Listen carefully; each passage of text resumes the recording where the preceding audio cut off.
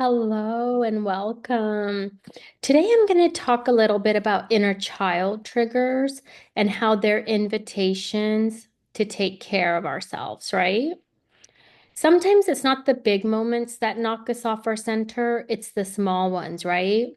Missing a deadline, forgetting a text, spilling something, making a mess, losing patience, right? You make a simple mistake, but suddenly your body floods with panic, shame. That harsh voice returns, right? You messed up again. What's wrong with you? And that is not just about what happened today, right? We've been talking through all these videos about our, wounds, pains, triggers, right?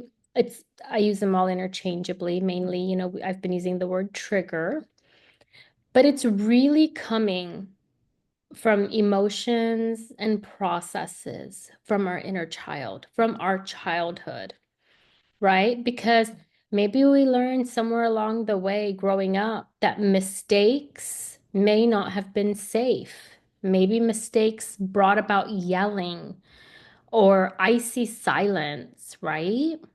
Maybe love was withdrawn until you got it right.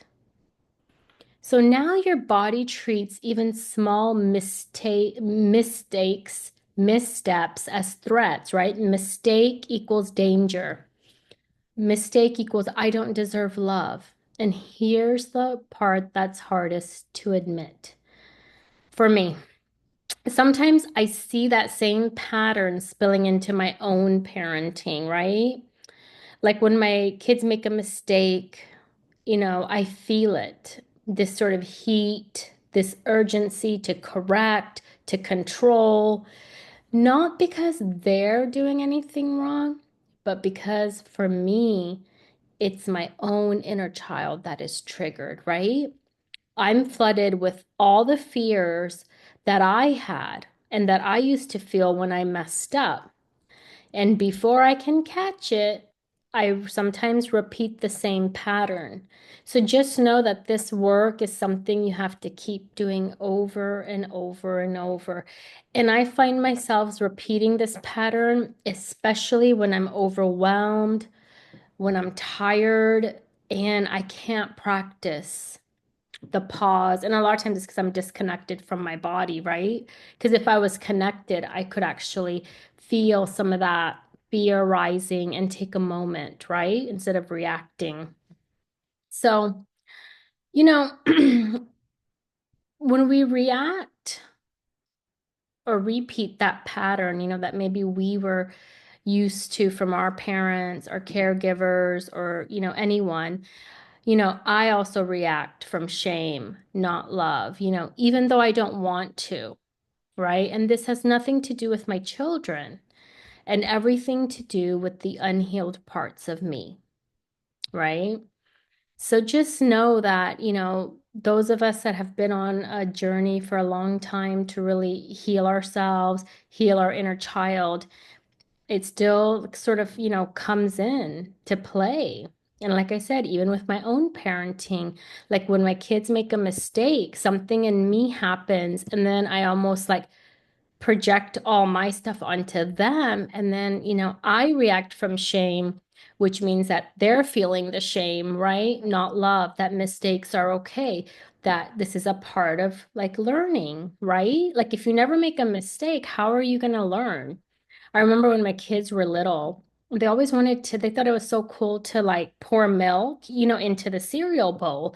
And of course, they couldn't hold the gallon, right? And it's like, and that yeah, I would always want to like, grab it from them. And then when they would spill it, I could see that their eyes would get all big. And because they did get a little bit scared as like, oh, did I make a mistake? And I would have to catch it. I mean, of course, I'm not perfect. So sometimes I didn't catch it. We're running late. And, I said, my even just doing that, they would feel it. And so just know that we all have to keep working on ourselves, right? Even though I definitely don't want my kids to feel shame or that they can't make a mistake without me overreacting, right? And like I said, the more we work on ourselves, the more we love and have compassion for the unhealed parts in us, we show up better, right? For our kids, for our partners in life, we just show up better. So I say that here's when those triggers come up. This is what I'm learning, that every trigger is an invitation to pause, to soften, to respond, not react. So when that shame rises, whether it's about me or my kids, I try to place a hand on my heart and whisper, "You're still good. You're still loved. I'm here with you now." Right? I still mess up. I still apologize. I apologize to my inner child, to my kids, wherever the mistake was made, whether it was me overreacting or whatnot. But now I know that I can repair, I can rewire, I can unlearn because that scared inner child, she's not the one parenting anymore, right?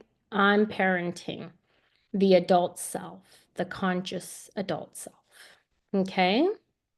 So I hope that this series has been good for you to just sort of recognize some of these triggers and how we associate it, to something, right? Like mistakes are bad, mistakes equals danger, right? Body image equals self-worth. So it's all these links that we put together in our childhood, right?